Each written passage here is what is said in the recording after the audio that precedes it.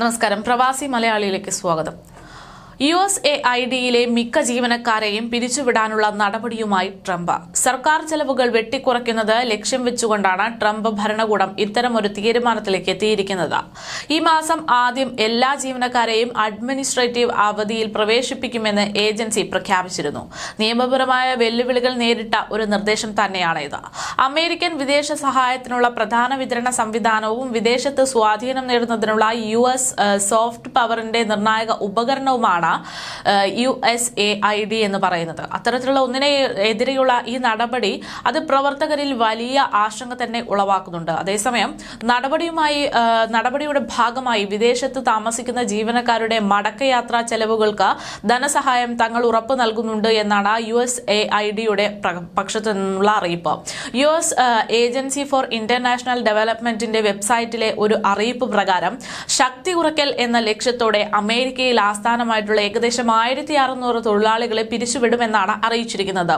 ദൗത്യ നിർണായക പ്രവർത്തനങ്ങൾ, പ്രധാന നേതൃത്വം കൂടാതെ അല്ലെങ്കിൽ പ്രത്യേകം നിയുക്തമാക്കിയിട്ടുള്ള പ്രോഗ്രാമുകൾ എന്നിവയ്ക്ക് ഉത്തരവാദികളായവർ ഒഴികെ USAID നേരിട്ട് നിയമിക്കുന്ന മറ്റെല്ലാ ജീവനക്കാരെയും ആഗോളതലത്തിൽ അഡ്മിനിസ്ട്രേറ്റീവ് അവധിയിൽ പ്രവേശിപ്പിക്കുമെന്നാണ് അറിയിച്ചിരിക്കുന്നത്. അതേസമയം USAIDയിലെ നേതാക്കളുടെയും നിർണായക ജീവനക്കാർ മാത്രമാണ് ഇപ്പോഴും ഈ രീതിയിൽ ജോലിയിൽ തുടരുന്നത് എന്നതാണ് സൂചന.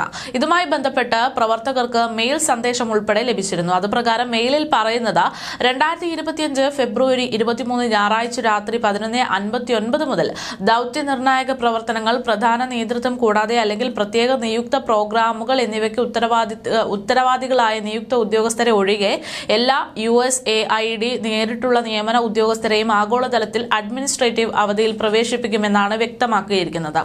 6 പതിറ്റാണ്ട് പഴക്കമുള്ള സഹായ വികസന ഏജൻസിയെ ഇല്ലാതാക്കുക എന്ന ലക്ഷ്യത്തിലേക്ക് US പ്രസിഡന്റ് ഡൊണാൾഡ് ട്രംപും ചെലവ് ചുരുക്കൽ സഖ്യകക്ഷിയായ എലോൺ മസ്കും പറയുന്നതിലേക്കുള്ള ഏറ്റവും പുതിയതും ഇതുവരെയുള്ളതിൽ വച്ച് തന്നെ ഏറ്റവും വലിയതുമായിട്ടുള്ള നടപടിയാണ് ഇതെന്നതാണ് ഇപ്പോൾ ഇതുമായി ബന്ധപ്പെട്ട് പലരും പ്രതികരിക്കുന്നത്.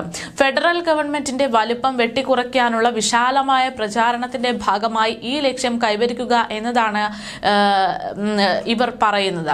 ജനുവരി 20 അധികാരമേറ്റയുടൻ തന്നെ ട്രംപ് വിദേശ സഹായം 90 ദിവസത്തെ താൽക്കാലികമായി നിർത്തിവെക്കണം എന്ന ഉത്തരവിട്ടിരുന്നു.